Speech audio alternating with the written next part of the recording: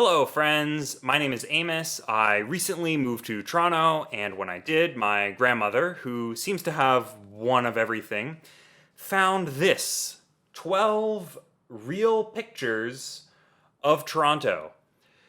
Um, it's a early postcard. You can see there's a spot for a stamp and to write your address there. They even filled in the M so you wouldn't have to waste ink writing Mr. or Mrs.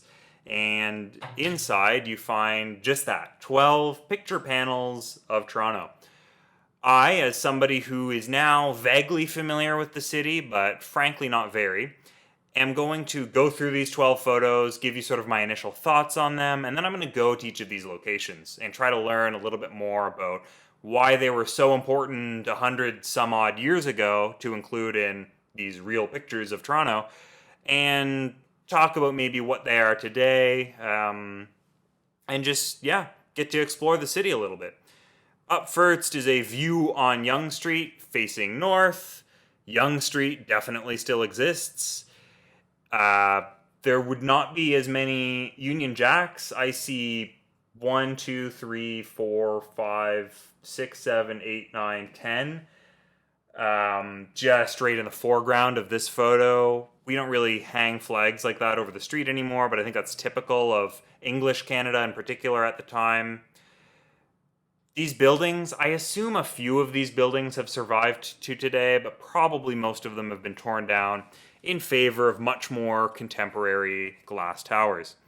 Up next, Hart House. I know this is part of the University of Toronto just by name.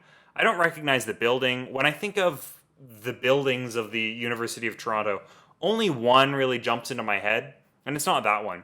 It has two very asymmetric pointy bits on it. This one has four very symmetric spires or whatever those are called. And I frankly don't recognize these chimneys either. I'm going to guess this still looks like this, and I just don't know what Hart House is. Up next, Royal York Hotel. Definitely recognize this. The first thing you see when you kind of arrive in Toronto, especially if you're doing the touristy thing, is the Royal York Hotel. It's a very old, very stately building, even now. It's now surrounded by big towers, but it definitely has an aura about it. You notice it. And it looks exactly like this today. Honestly, maybe a little bit cleaner. I see a lot of what looks like stains and things around these side windows, which maybe you can't see anymore because things are built around it. But yeah, that is still definitely part of the Toronto thing, especially downtown, especially sort of the touristy version of Toronto. Next, I have the Government House, the residence of the Lieutenant Governor of Ontario. I just do not recognize this building, and I'm going to just chalk that up to me being ignorant, frankly, of what the Lieutenant Governor's house looks like. I'm going to bet this is still somewhere in Toronto and still looks roughly like this. I just don't know where. Here's one I do know, City Hall. City Hall is still there. You see it as you're walking right up the street. It sort of ends that street. It's a weird purple stone color and has a very cartoony almost architecture to it that this picture I don't think is captured very well. There is a new City Hall beside it. It's these two big dishes, plates kind of stabbed into the ground around a big hockey rink that's a pool in the summer. It's got some arches and stuff around it. It's an interesting building, but I really like this one, even today. It looks exactly like this, though, so that'll be a fun one to go knock off. View in Queen's Park. I also know where Queen's Park is.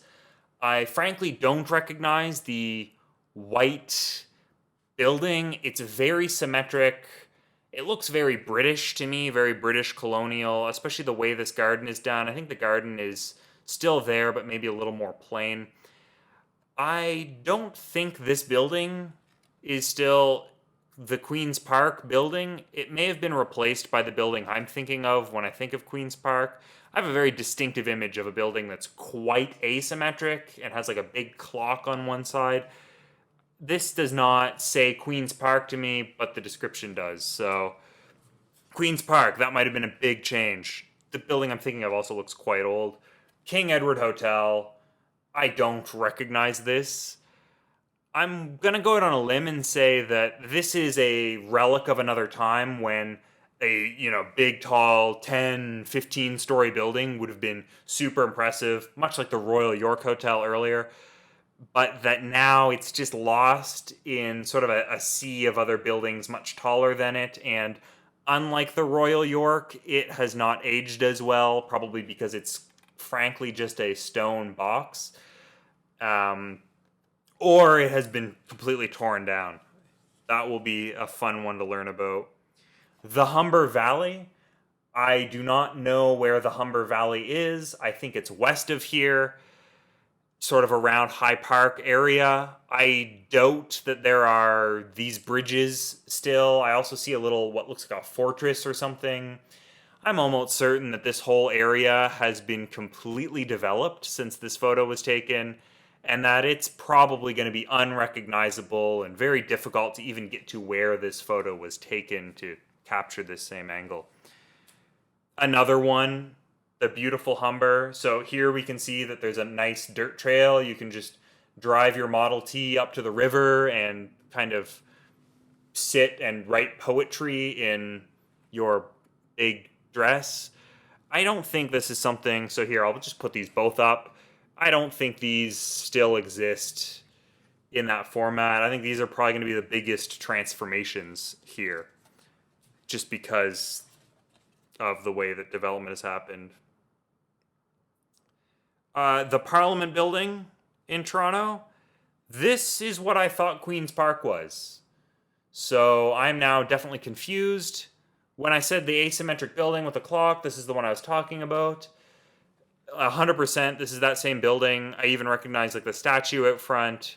The gardens are the same pattern I recognize. This is what I would have called Queen's Park.